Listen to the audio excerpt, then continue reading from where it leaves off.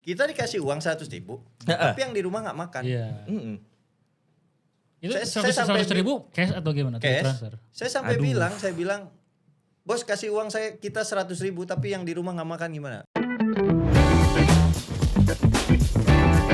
Selamat datang di Asis.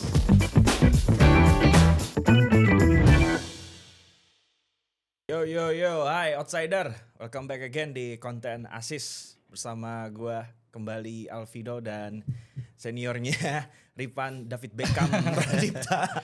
Sorry, klarifikasi sebetulnya bukan senior tapi Apa? gue itu secara level di klub kita, nah gue lebih atas. Intinya mah Kalau lebih secara usia ya Ripan lah pasti yang bisa. ya pokoknya intinya dia lebih baik dari Ripan Pradipta. Oke, Kuba, kabarnya Kang? Alhamdulillah. Akhirnya kembali lagi ke sini setelah kemarin sebelum lawan Australia. Dibikinin sih live reactionnya.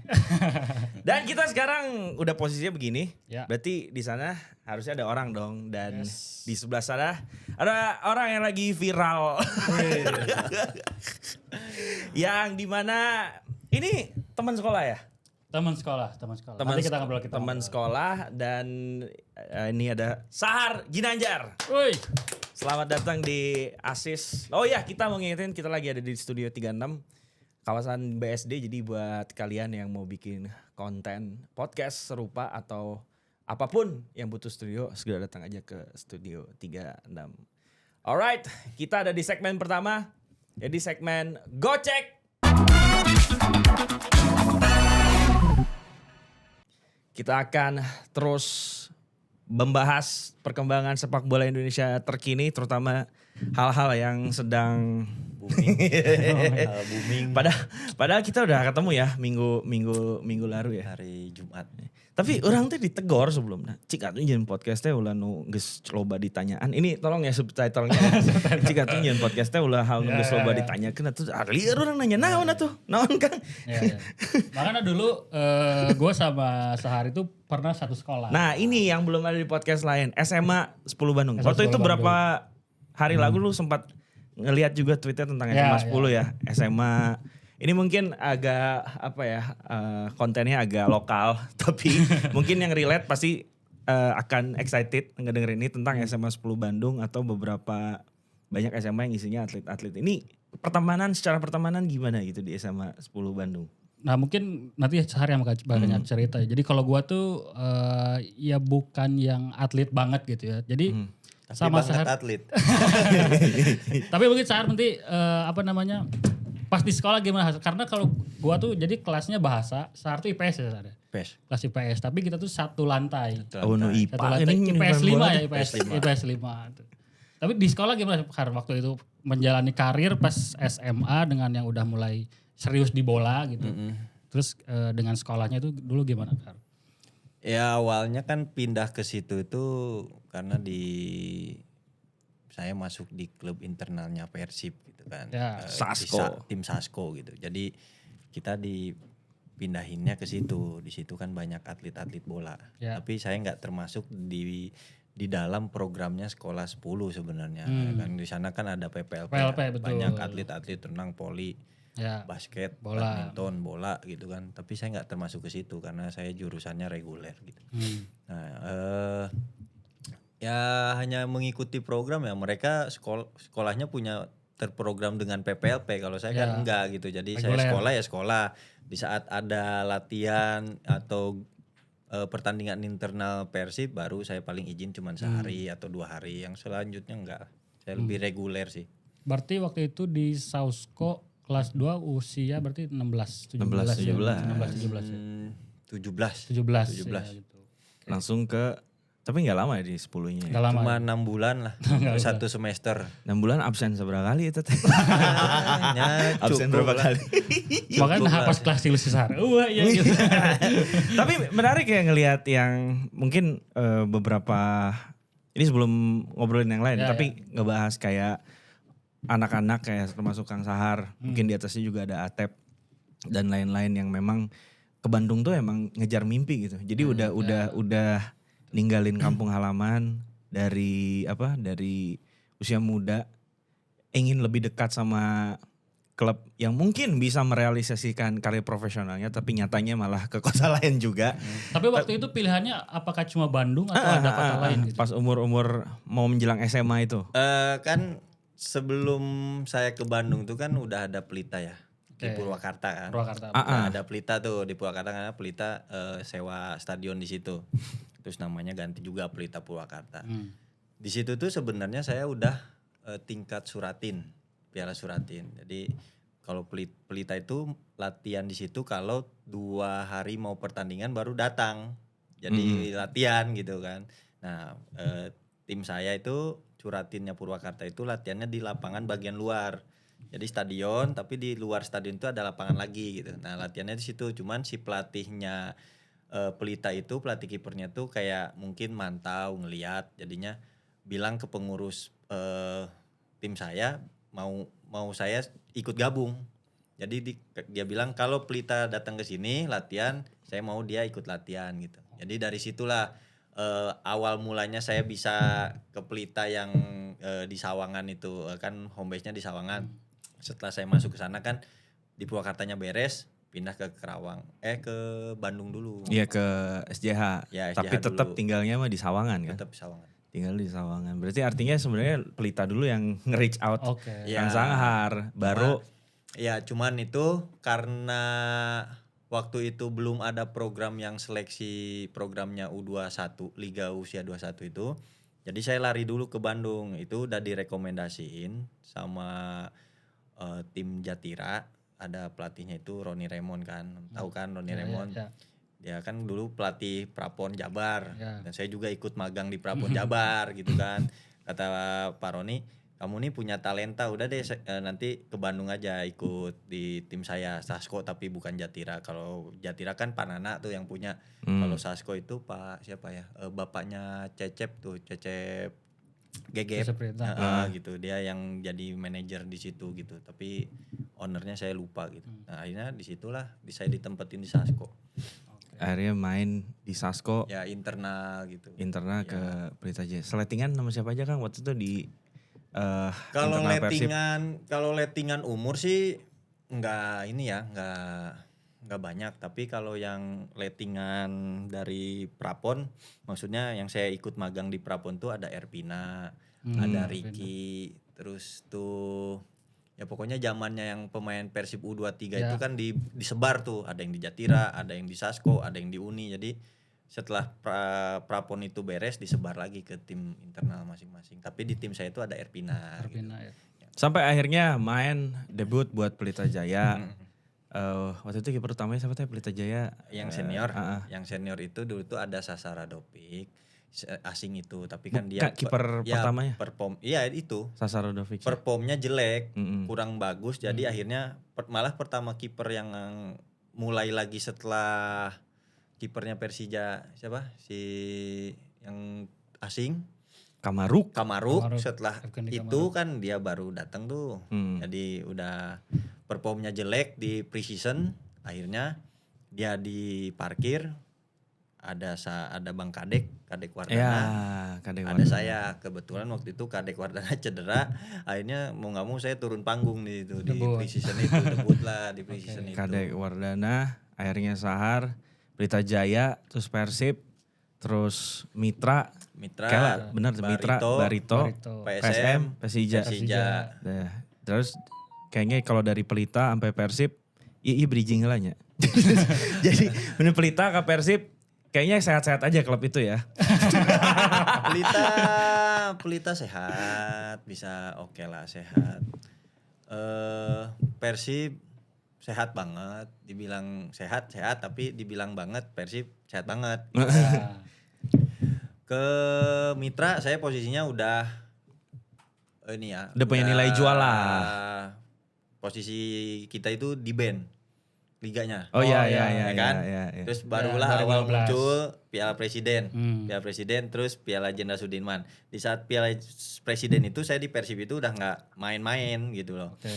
Karena di Persib itu pelatih punya program untuk yang saya dengar itu mau naikin Dede Natsir. Dede Natsir. Ya, untuk memproyeksikan Dede Natsir karena kan proyeknya Dede Natsir itu di Arema asalnya, dibawa oleh pelatih kiper gitu untuk udah dipulangin lah, karena dulu kan Deden juga pernah jadi anak bukan anak buah ya, maksudnya Sama Pak Jajang. yang ngedidiknya itu Pak Awai. Anwar Deden Sanusi. itu gitulah, dididik sama Pak Awai dari kecil. Akhirnya dia ke Arema, Deden udah waktunya nih ditarik lah ke Persib. Di situ kan tahun pertama Deden kan nggak pernah masuk line up, saya terus kan sampai yang juara itu kan. Akhirnya pas Piala Presiden Deden mulai dimasukin. Di Precision itu saya nggak masuk. Nah setelah itu kan posisi di Persib itu udah nggak ada kontrak. Nggak ada kontrak karena kontrak untuk turnamen aja nggak ada. Karena nggak ada liga kan. Ya, karena nggak ada liga. Kontrak turnamen pun nggak ada. Kita itu bersikukuhnya melihat sosok Pak Umu. Waktu di Persib itu melihat sosok Pak Umu bilang jangan bubar, kita akan pasti cari penghasilan buat kalian, kayak misalkan kita turun dicoba sana undangan kasih uang gitu kan. Ya untuk sehari-hari gitu, tapi untuk berkelanjutan panjang ya nggak bisa gitu. Akhirnya nggak lama itu muncullah Piala Presiden. Karena dari hasil band itu kan dibuat program-program ada Piala Presiden juara, saya nggak masuk. Saya bilang ke Pak Jajang, ke Pak Umu, Pak saya izin pamit. Saya bilang mungkin udah saatnya saya mencari jam terbang. Karena udah ada tim yang mau. Akhirnya saya pindah ke Mitra. Di Mitra itu persiapan cuman 10 hari lah. Ini tuh Jenderal Sudirman. Ya, Jenderal Sudirman 10 hari datang, saya gantiin waktu itu kiper intinya Rifki, saya datang ke situ tuh noting tulus saja, udah datang latihan gitu kan. Lu mau mainin mau enggak terserah gitu. Tapi pelatih lebih milih saya. Ya jadi di situ ada rezeki gitu kan. Penampilan oke, bagus, setiap permainan bertahap performnya sampai juara. Atau strikernya Patrick Cruz tadi. Patrick Cruz. Ya. Emang gede milik pisan. Jadi berarti Piala Presiden masuk yang rombongan juara kan? Juara. Masuk. Piala Presiden juara. Piala Presiden pertama. Iya, Jenderal Sudirman pindah lagi juara. Di Persija juara. Ini tuh kalau Akang tuh kayak Scott Carson yang di Liverpool sama di City itu lah. Emang jarang nggak pernah jadi kiper utama, tapi sama Liverpool dia nggak juara, tapi miliknya ayo wae lah, atau Emil Mulyadi itu yang sedikit lagi mungkin juara sama Inter gitu, sama Juve juara, cuman nggak pernah di posisi utama gitu. Tapi sorry Matong, tadi menarik adalah kata program buat Taiki Dedoser itu, tahu ada program itu memang disampaikan atau memang secara ini kayaknya memang Deden yang kelihatan pengen dipromosiin? Itu bukan kelihatan, bukan tahu, tapi itu saya punya pemikiran tersendiri gitu, karena kalau kita masukkan cara treatmentnya gitu, treatment kreditnya kita gitu masukkan gitu kan. Dulu dia anak buahnya anak buahnya Awai gitu kan, terus Deden udah mulai matang gitu kan, otomatis harus ada putra daerah lagi nih di Persib gitu.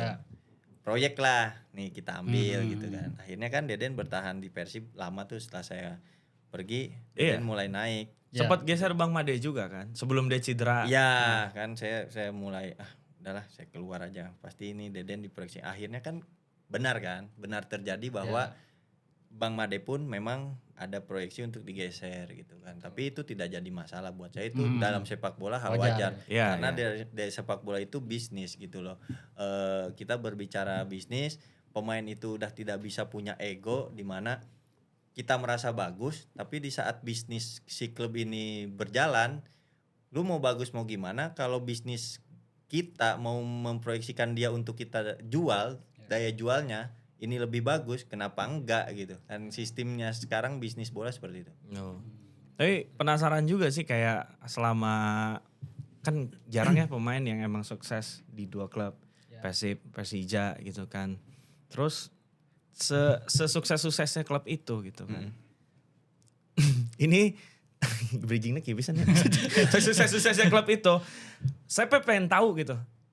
Ada nggak sih Persib nunggak gaji atau bahkan dalam hitungan hari atau hitungan minggu? Kalau sekelas Persib atau Persija lah yang akan anggap klub paling sehat dalam karirnya. Di mana-mana yang namanya menunggak gaji cuman hitungan hari itu, saya rasa semua klub mengalami.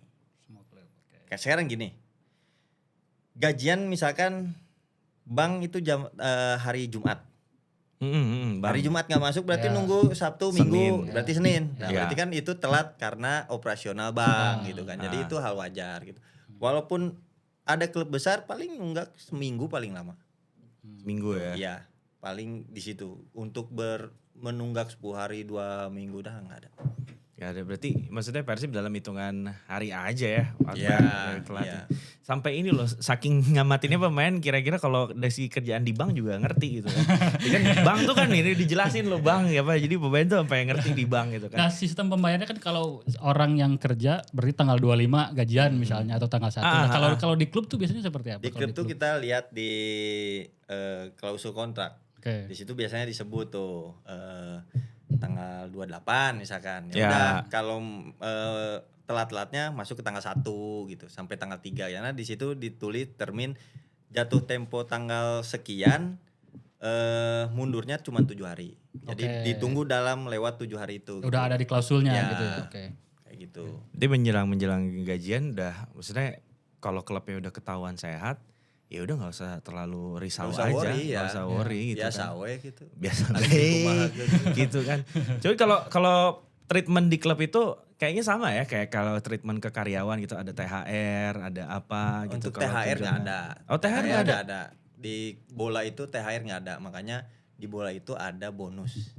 Bonus kemenangan. Bonus gitu. Juara. Kayak gitu. Tapi menjelang hari raya pasti ada, biasanya dikasih lagi dong gitu. Nggak ada. Oh nggak ada. Selama saya main bola nggak ada. Berarti kayak udah. Itu kebijakan manajer aja. Kebijakan manajer. Tapi Sahar belum kayak, pernah ya, gitu. belum kayak misalkan kalau Pak Umuh gitu kan. Sebelum lebaran ya kita makan-makan gitu. Jadi treatmentnya seperti itu. Jadi bukan yang THR, satu kali gaji gitu ya. Gitu, menjelang lebaran ini mantah kan liar. Abangku ini liar gitu kan. Pusing gitu karena mengalami masalah gaji can turun, THR gak dapet gitu kan. Gimana Kang update terbaru? Kita kan udah ketemu ya minggu lalu gitu kan. Setelah itu kan ada audiensi juga PPI sama PT Liga gitu kan. Dan tadi baru ketemu lawyernya gitu. Ada update terbaru gak sih? Kela pertama kali mengalami penunggakan gaji itu di klub mana? Orang penasaran, saya penasaran. Apa janjian ini? Penunggakan gaji yang lama yang sampai lintas bulan, di Kalteng. Baru di Kalteng. Di Kalteng.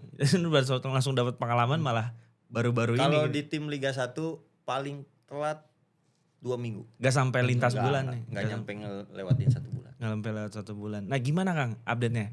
Abis ketemu lawyer juga kan masalah. Kalau saya dengan lawyer saya ngebahas masalah hukum polisinya gitu loh. Oh iya. Hukum negaranya. Bukan ngebahas masalah tunggakan gaji. Kalau masalah tunggakan gaji itu udah ada asosiasi kan. Jadinya dia yang berusaha untuk melanjutkan itu gitu.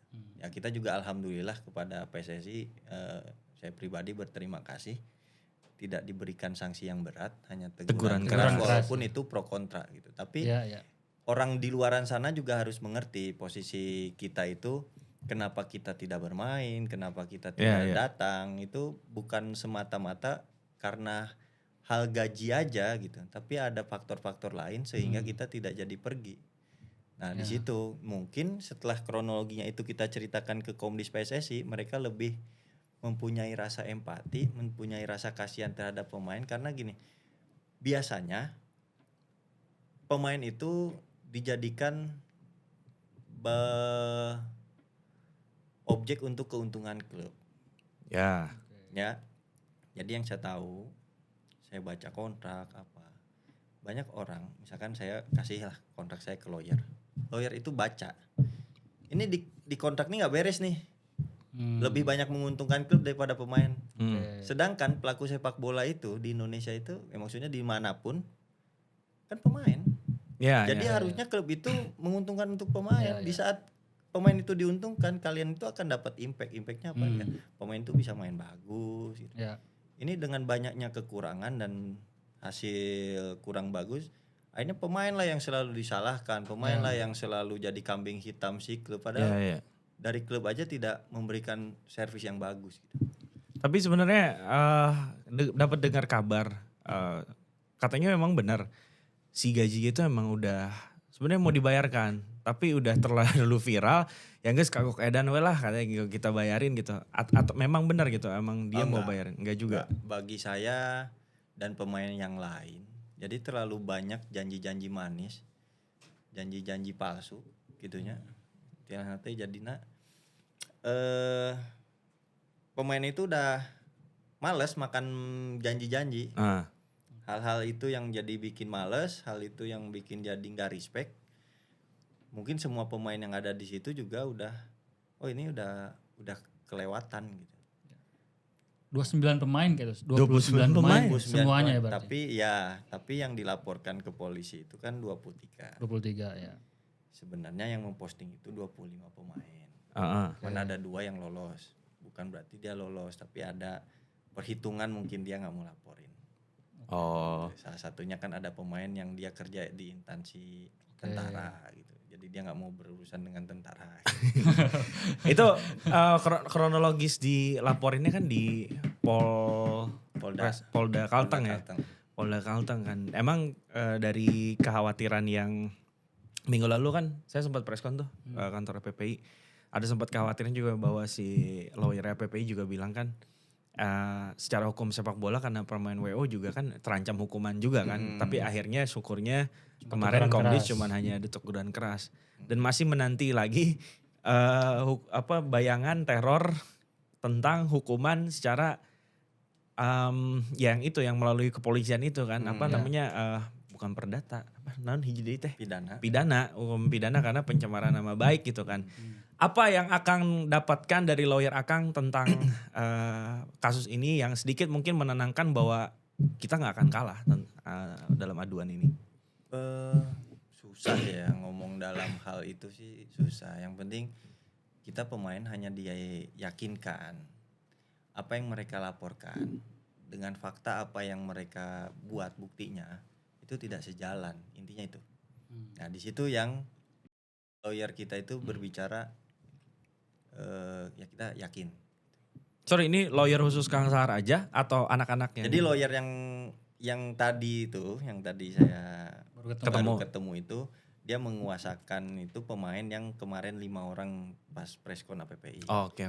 Karena kalau pemain Kalteng datang semua tuh, mungkin semuanya bisa. Nah, si lawyer ini bersinergi sama lawyernya PPI. Gitu. Kita juga nggak mau ambil langkah sendiri, jadi harus ada komunikasi yang baik. Gitu. Jadi kalau misalkan saya pakai kuasa yang lawyer ini, nggak apa-apa. Untuk hal yang laporan polisi ini nggak apa-apa, tapi kalau untuk yang bolanya dia nggak ikut campur. Ada ranahnya PPI. Ya, gitu loh, betul. Pas ada berita dilaporin balik tuh ke Polda Kalteng, saya pengen tahu reaksi pemain gimana kok sampai jadi harus urusan tentang pidana juga gitu kan. Jadi sebenarnya sebelum mereka melapor itu pemain tuh udah tahu bakal dilaporin. Ayo di WA tuh bales tapi langsung lapor. karena pas malamnya sebelum dilaporin itu manajernya sana itu kan ngajak saya ngobrol.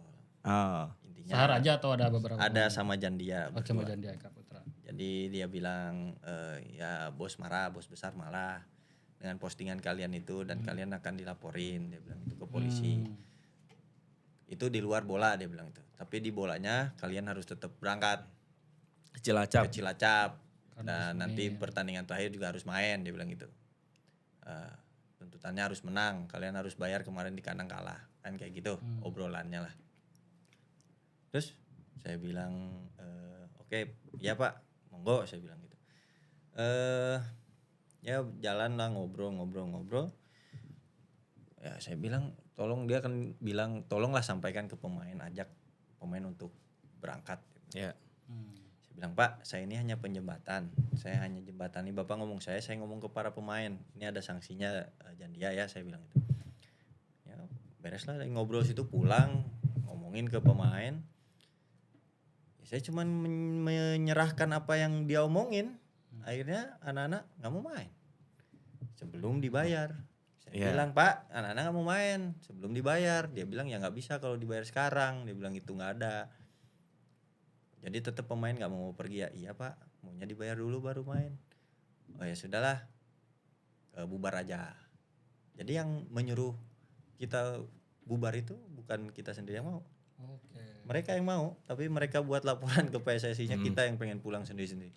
Ya kan diputar balik gitu. Ya. Kocak. Nah, seperti itu. Total udah berapa bulan sih? Sama saya pengen tahu juga kan, selain total berapa bulannya juga, selain pemain, itu ada posisi mana lagi yang ngalamin masalah? Official ya tuh termasuk. Official tuh termasuk kitman. Iya. Nah, yang kasihan tuh kan justru mereka juga ya. Kalau Anda sebagai pemain mungkin ada yang mengayominya PPI. Yang mereka itu kan mau kemana gitu. Ya itu makanya kita mempunyai rasa empati, rasa kasihan dan rasa solidaritas ya. Mungkin di klub lain banyak yang seperti itu, tapi klub lain itu tidak berani untuk membuat aksi gitu. Karena gini, kalau kita diam aja, mau sampai kapan sepak bola itu terus begini gitu. Dengan adanya kita kasus seperti ini aja, pasti PSSI akan membuat regulasi baru ke depannya. Ya. Gitu kan. Jadi negara kita ini kayaknya harus ada yang viral dan yang harus viral terbukti dulu gitu. Jadi baru dia mau berubah gitu kan gitu. Tapi kita bukan ke situ. Kita punya rasa empati, kasihan sama anak-anak, teman-teman kita yang kerja mati-matian buat tim. Untuk gaji hal gaji yang maaf ya mungkin lebih kecil dari kita sebagai pemain, tapi tetap ditunggak. Maaf juga ada yang gajinya di bawah UMR. Itu udah menyalahi aturan kontrak yang telah disepakati oleh PSSI gitu. Ya. Kan udah ada aturannya, minimal sama kayak UMR. Ini masih ada yang di bawah. Itu pun ditunggak juga gitu. Miris kan? Berapa bulan sih Kang total? Sebenarnya kalau di berapa bulan kan beda-beda. Beda-beda tiap. Saya kemarin dengan melapor itu, dengan kasus itu jatuhnya 1,5 bulan. 1 bulan. Nah, dengan udah menginjak ke Februari ini sekarang tanggal 7 pas 2 bulan. 2,5 bulan. Nah, yang tanggal sekarang APPI buat laporan lagi ke NDRC jadi 2 bulan. Nah, faktor-faktor ada yang beda itu apa? Maksudnya nggak sama? Kalau pemikiran para pemain ya, ini bukan pemikiran saya nih. Pemikiran para pemain tuh, ini klub mengutamakan pemain yang sering main dulu. Ngerti nggak? Ya. Di situ aja kita udah nggak ada rasa respect gitu sama klub ini. Lu kalau mau bayar aja semua. Kalau nggak mau bayar nggak usah bayar semua gitu. Jangan dibeda-bedain karena apa? Itu akan menjadi kecemburuan sosial dari para pemain. Jadi gak bagus ke dressing room. Latihan bareng gitu. Hal itu. Nah, main bola itu kan gak cuman masalah tentang kerja, lari, tendang bola, bukan. Psikis. Ya kan? Psikis. Sekarang gini, kita yang tertunggak sebulan, terus ada yang main tertunggak 2 bulan. Psikisnya aja udah beda. Iya benar. Itu akan berpengaruh gitu loh. Nah, mereka tidak mempedulikan itu gitu. Saya udah menjelaskan seperti itu, tapi ya gimana, bosnya kan yang punya uang, ya hak-hak dia mau bayar. Ya udah di luar, karena ya kita berbicara bosnya tidak mengerti bola. Iya. Untuk apa? Jadi beda-beda ya Kang ya? Yang paling lama berapa bulan tuh? Pelatih kepala itu bulan sekarang udah Yang 4. sekarang? Ya, yang sekarang udah 4. Jatuhnya. Asisten pelatih 3. Kalau apa namanya, ya pelatih kepala yang sekarang ya.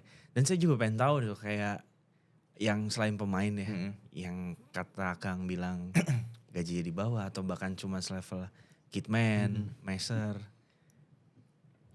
Kontak Kakak gak sih dan curhat gak sih? Ada curhat gak sih mereka? Saya pengen tahu aja karena saya ngebayangin kalau pemain mungkin bisa ngomong di media kayak gini, kayak kalau kayak mereka kan ya gimana orang mau tahu juga gitu mereka ada masalah. Ada fisioterapi ya. Fisioterapi itu kan ya dia kan, saya pun suka nyuruh dia di mes. Beliin makan atau apalah gitu.